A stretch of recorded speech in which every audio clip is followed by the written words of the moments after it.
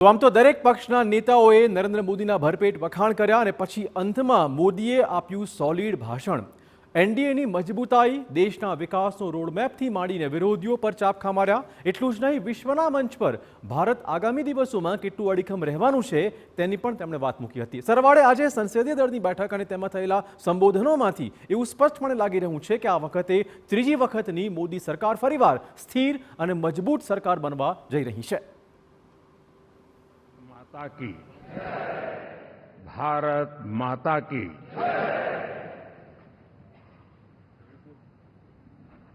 मैं सबसे पहले तो इस सभागृह में उपस्थित एनडीए घटक दलों के सभी नेतागण, नवनिर्वाचित सभी सांसदगण और हमारे राज्यसभा के भी सांसदगण, आप सबका हृदय से बहुत बहुत आभार व्यक्त करता हूं।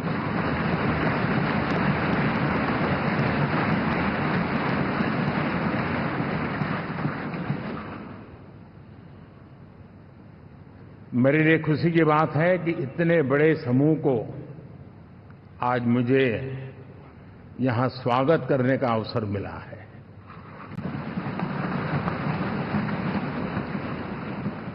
जो साथी विजयी होकर के आए हैं वे सभी अभिनंदन के अधिकारी हैं,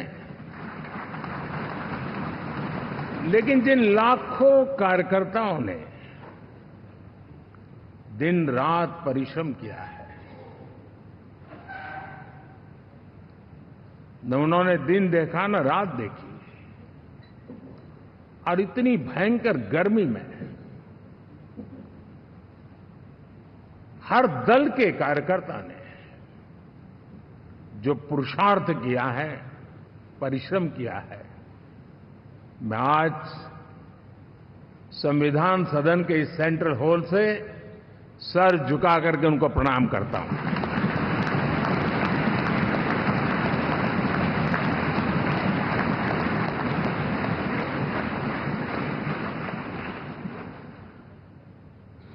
साथियों, मेरा बहुत सौभाग्य है कि एनडीए के नेता के रूप में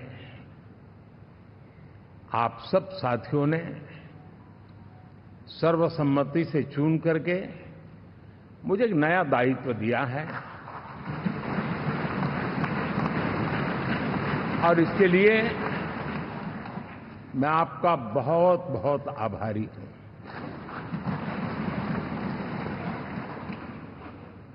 व्यक्तिगत जीवन में एक मैं जवाबदारी का एहसास करता हूं। जब 2019 में इस सदन में मैं बोल रहा था, आप सबने मुझे नेता के रूप में चुना था, और तब मैंने एक बात पर बल दिया था, विश्वास। आज जब आप मुझे फिर से एक बार ये दायित्व देते हैं, इसका मतलब है कि हम दोनों के बीच, हम आपस में विश्वास का सेतु इतना मजबूत है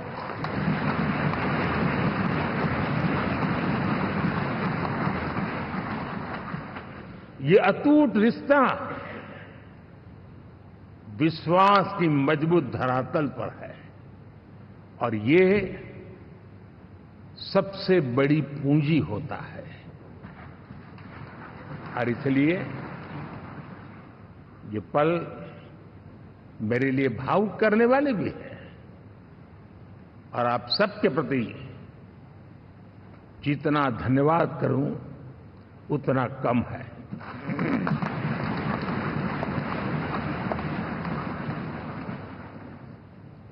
साथियों,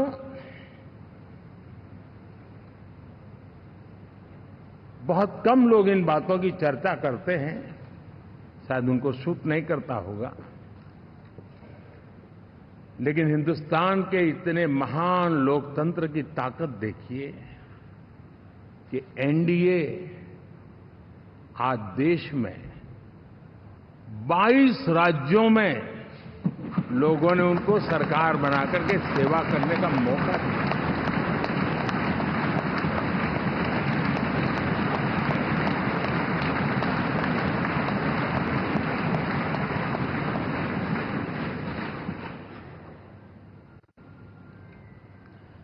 हमारा ये अलायंस सच्चे अर्थ में भारत की असली जो स्पिरिट है, जो भारत का आत्मा है,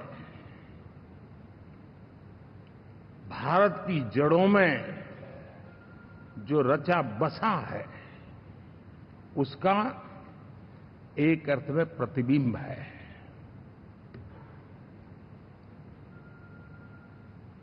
और मैं इसलिए कह रहा हूं कि थोड़ी नजर करें, हमारे देश में 10 ऐसे राज्य जहां हमारे आदिवासी बंधुओं की संख्या प्रभावी रूप से है, निर्णायक रूप से है, जहां इस आबादी आदिवासियों की ज्यादा है। ऐसे 10 राज्यों में से 7 राज्यों में एनडीए सेवा कर रहा है।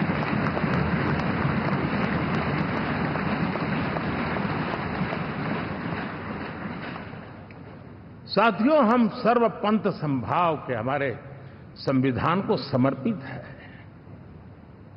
और देश में चाहे हमारा गोवा हो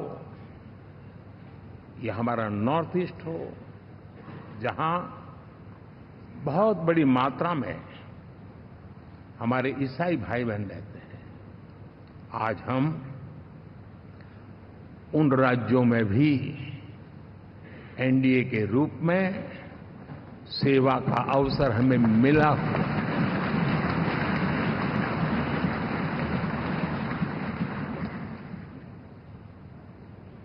साथियों, प्री पोल अलायंस हिंदुस्तान के राजनीतिक इतिहास में और हिंदुस्तान की राजनीति में गठबंधन के इतिहास में प्री पोल अलायंस इतना सफल कभी भी नहीं हुआ है जितना कि एनडीए हुआ।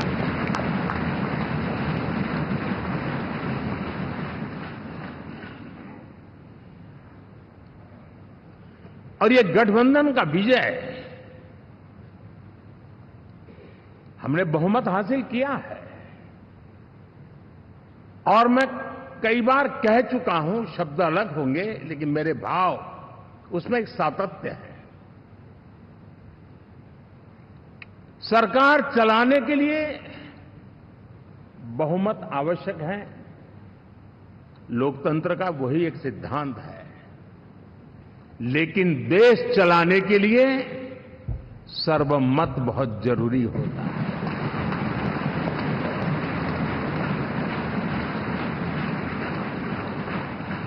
और मैं आज देशवासियों को यहां से विश्वास दिलाना चाहता हूं कि आपने जिस प्रकार से हमें बहुमत देकर के सरकार चलाने का सौभाग्य दिया है, ये हम सबका दायित्व है कि हम सर्वमत का निरंतर प्रयास करेंगे और देश को आगे ले जाने के लिए हम कोई कोर कसर नहीं छोड़ेंगे।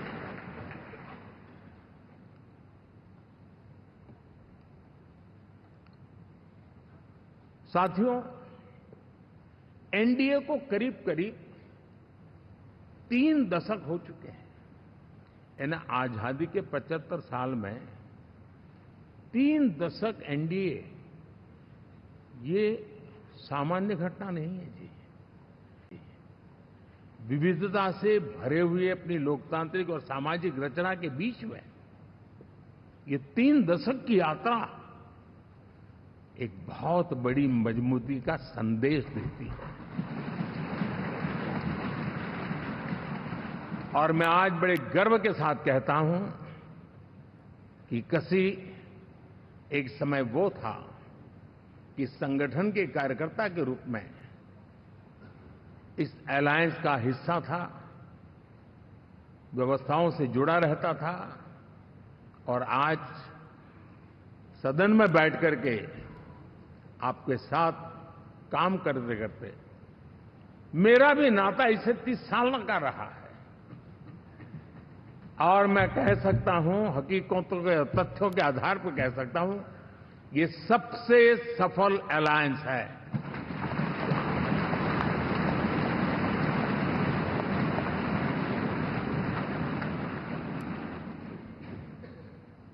हम गर्व से कह सकते हैं कि 5 साल का टर्म होता है। इस अलायंस ने 30 साल में से 5-5 साल के 3 टर्म सफलतापूर्वक पार किए हैं, और अलायंस चौथे टर्म में एंटर कर रहा है।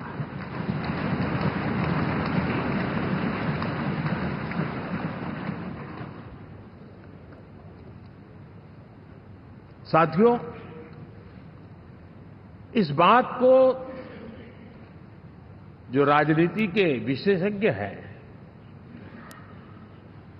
अगर मुक्त मन से, मुक्त मन शब्द बहुत महत्व का है,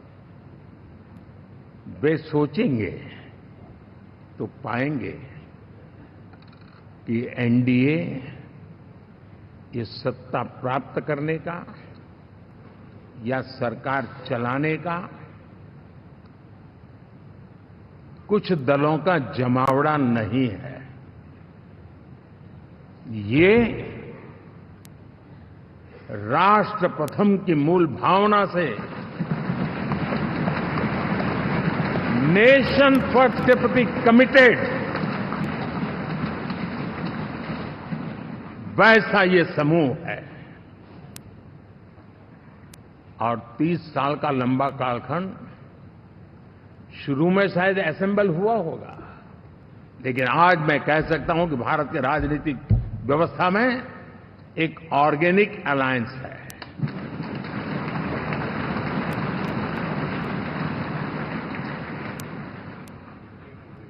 और ये मूल्य श्रद्धेय अटल बिहारी वाजपेयी, श्री प्रकाश सिंह जी बादल,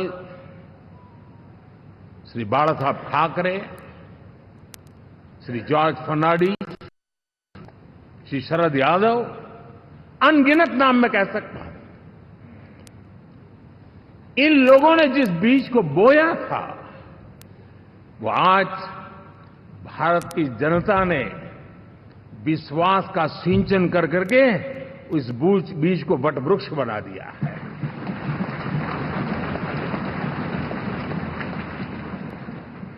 और हम सबके पास ऐसे महान नेताओं की विरासत है और हमें इसका गर्व है। बीते 10 वर्षों में हमने एनडीए की उसी विरासत, उसी मूल्यों को लेकर के निरंतर आगे बढ़ने का और देश को आगे बढ़ाने का प्रयास किया। जब मन से राजनीति के विश्लेषक अगर विश्लेषण करेंगे तो देखेंगे कि एनडीए का जो लोग दिखते हैं ना, उसमें एक कॉमन चीज नजर आती है और वो है गुड गवर्नेंस। इन सब ने अपने अपने समय में, अपने अपने कार्यकाल में जब जब जहां सेवा करने का मौका मिला है, गुड इस देश को दिया है। और इस प्रकार से एनडीए एक प्रकार से, एनडीए कहते ही गुड गवर्नेंस ये अपने आप पर्यायवाची बन जाता है। साथियों, हम लोगों के सभी के कार्यकाल में चाहे मैं गुजरात में रहा हूं या बाबू हमारे आंध्र में रहे हो या नीतीश जी ने के लिए भरपूर सेवा की हो। हम सबके अंदर केंद्र बिंदु में गरीब का कल्याण केंद्रस्थ रहा है।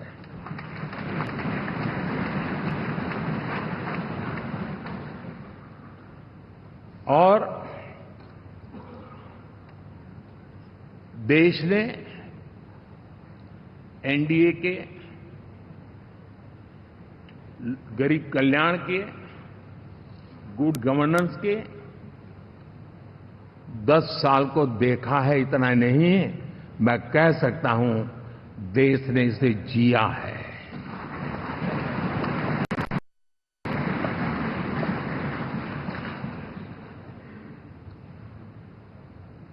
जनता जनार्दन ने सरकार क्या होती है, सरकार क्यों होती है, सरकार किसके लिए होती है, सरकार कैसे काम करती है, इसको पहली बार अनुभव किया है। वरना जनता और सरकारों के बीच में एक खाई की व्यवस्था ही बनी हुई थी। हमने उसको पाट दिया है। हमने सबका प्रयास का मंत्र देश को नई ऊंचाई पर ले जाने के लिए चरितार्थ करके देखा है। साथियों, एनडीए सरकार में हम अगले 10 साल में, मैं बहुत जिम्मेवारी के साथ कह रहा हूं, अगले 10 साल में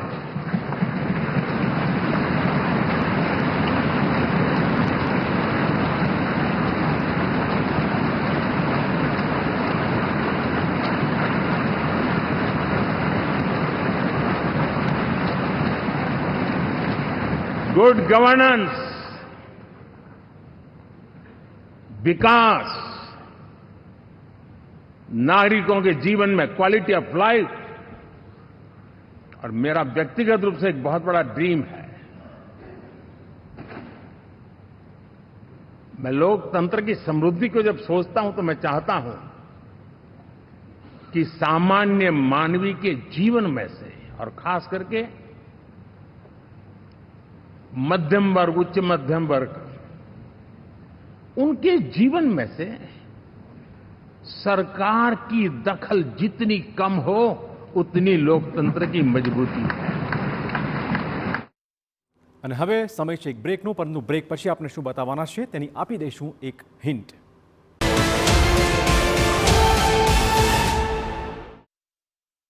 हमने 2024 में जिस टीम भावना से काम किया है और ग्रासरूट लेवल पे किया है, सिर्फ फोटो ऑप करना, नेता मिलकर के हाथ हिलाए और फिर तुम्हारे रास्ते में मेरे रास्ते, ऐसा नहीं। ग्रासरूट लेवल तक सबने मिल करके ये जो काम किया है, और उसी ने हमें ऑर्गेनिक अलायंस का सामर्थ्य दिया है।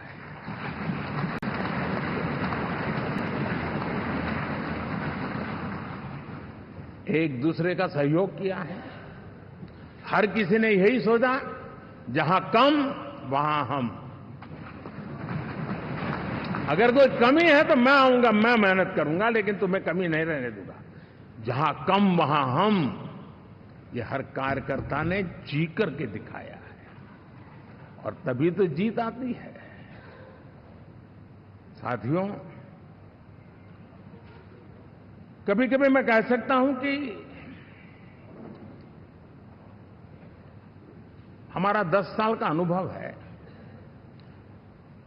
भारत के हर क्षेत्र का और भारत के हर नागरिक का जो एस्पिरेशंस हैं, रीजनल एस्पिरेशंस हैं, वे और नेशनल एस्पिरेशंस, इसका एक अटूट नाता होना चाहिए। इसके बीच में हवा तक गुजर न सके, इतना जुड़ाव होना चाहिए, तब देश आगे बढ़ता है।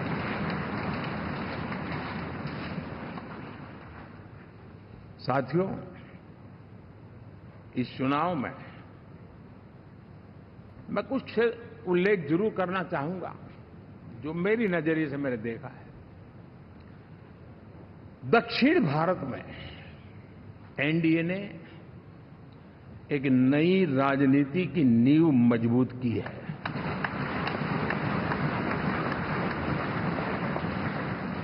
अब देखिए, कर्नाटक एंड तेलंगाना,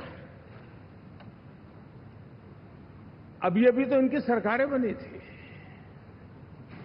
लेकिन पल भर में ही लोगों का विश्वास टूट गया, भ्रम से लोग बाहर आ गए और एनडीए को गले लगा दिया। कर्नाटक और तेलंगाना में दोनों जगह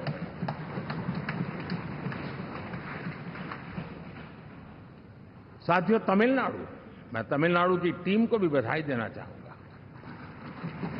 और वहां हमारा एनडीए समूह बहुत बड़ा भी है, और कईयों को पता था कि हम एक शायद एक सीट नहीं लड़ा पाएंगे, लेकिन इस लड़ाई में हम साथ रहेंगे। और मैंने बहुत से एनडीए के साथी तमिलनाडु में ऐसे हैं कि जिनका कोई उम्मीदवार नहीं था, लेकिन इस झंडे को ऊंचा रखने के लिए वो जी जान से जुटे थे।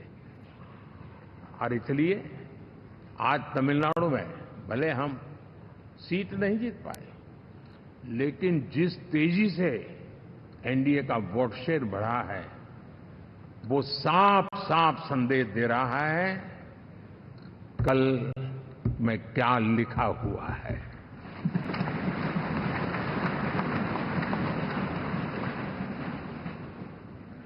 साथियों, पुडुचेरी हो, केरला हमारे सैकड़ों कार्यकर्ताओं के बलिदान हुए हैं। यूडीएफ हो या एलडीएफ हो, शायद हिंदुस्तान के राजनीतिक जीवन में इतना जुल्म एक विचारधारा को लेकर के जीने वालों के ऊपर हुआ होगा तो सिर्फ मैं कह सकता हूं केरल में हुआ है। जम्मू कश्मीर से भी ज्यादा हुआ है। उसके बावजूद भी सामने कहीं विजय नजर नहीं आता था। उन्होंने परिश्रम की पराकाष्ठा में कभी पीछे नहीं रहे, पीढ़ियां खपा दी। और आज पहली बार संसद में केरल से हमारा प्रतिनिधि बन के आया।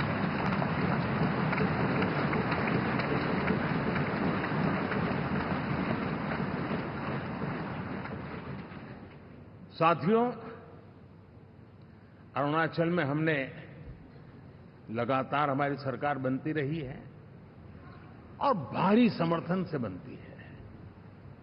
सिक्किम में भी हमारे एनडीए की सरकार करीब क्लीन स्वीप के साथ, अरुणाचल क्लीन स्वीप। आंध्र, मैं अबू बाबू को पूछ रहा था, बोले हिस्टोरिकली ये सबसे हाईएस्ट विक्ट्री है।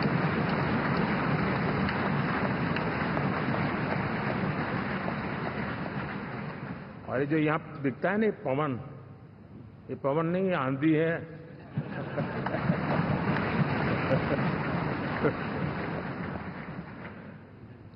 आंध्र ने इतना बड़ा हमारे प्रति जनमत दिया है। हिंदुस्तान के लिए एक सामान्य मानवीय की विकास की जो जिजीविषा है, उसका प्रतिबिंब है। और महाप्रभु जगन्नाथ,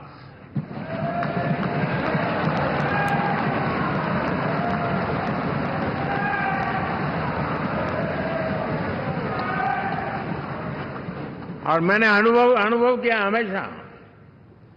मैं हमेशा मानता हूं ईश्वर के अनेक रूप होते हैं, लेकिन जब मैं भगवान महाप्रभु जगन्नाथ जी को याद करता हूं तो मैं हमेशा मानता हूं ये गरीबों के देवता है।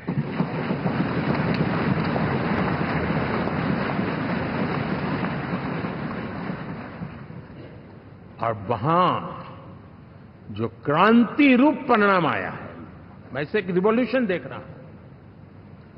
और मैं इसके साथ कह सकता हूं कि विकसित भारत का हमारा जो सपना है,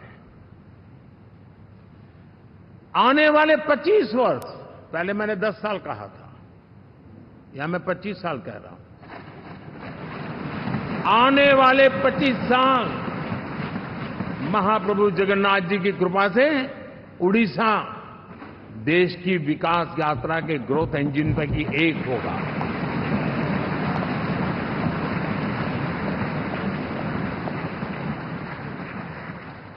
साथियों, हम लोग जब 4 जून के नतीजे चल रहे थे, मैं तो अपने काम में कुछ व्यस्त था, बाद में फोन आना शुरू हो गए, तो मैंने किसी को पूछा, यार ये तो ठीक है आंकड़े वांकड़े, तो मुझे ये बताओ कि ईवीएम जिंदा है कि मर गया?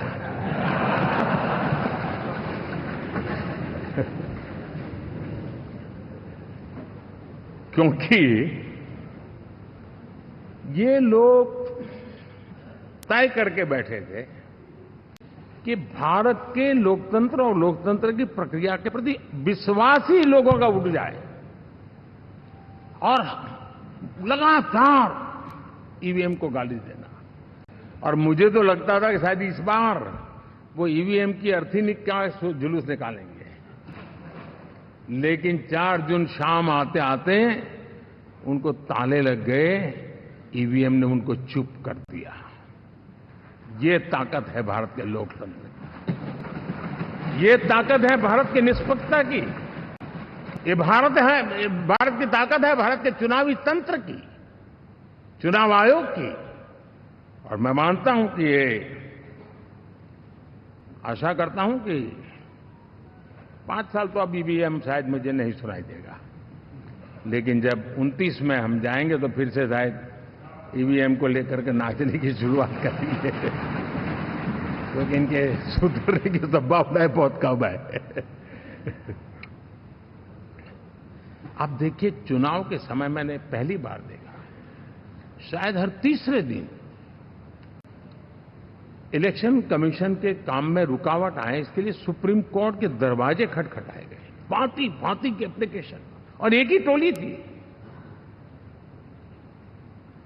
और लोकतंत्र के प्रति जिनका भरोभार अविश्वास है, ऐसे लोग सुप्रीम कोर्ट का उपयोग करते हुए कैसे रुकावट डाले, इसका निरंतर प्रयास करते रहे।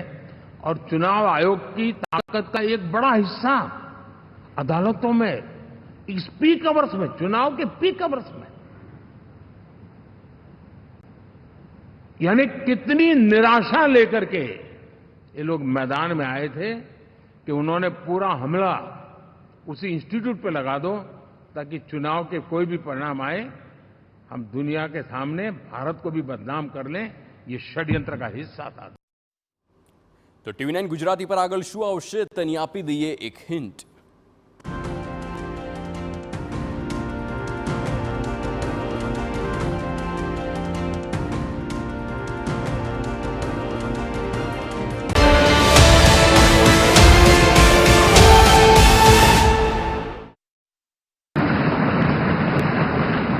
और मैं पिछले 10 वर्ष में एक चीज मिस कर रहा था कि debate, participation, quality of debate मैं मिस कर रहा हूं। लेकिन मैं आशा करता हूं कि अब इस नया जो सदन बना है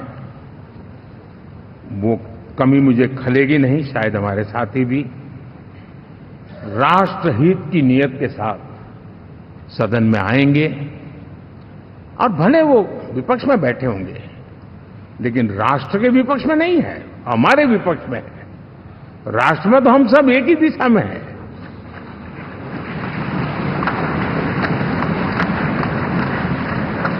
राष्ट्र में हमारा कोई पक्ष विपक्ष नहीं है, राष्ट्र में तो हम 140 करोड़ है।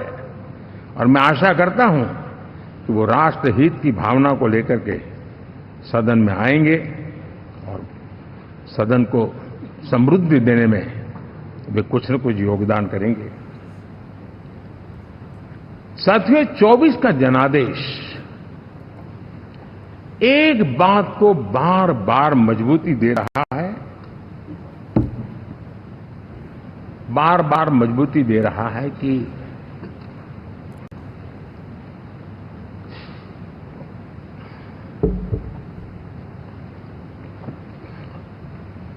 देश को आज के वातावरण में सिर्फ और सिर्फ एनडीए पर ही भरोसा है।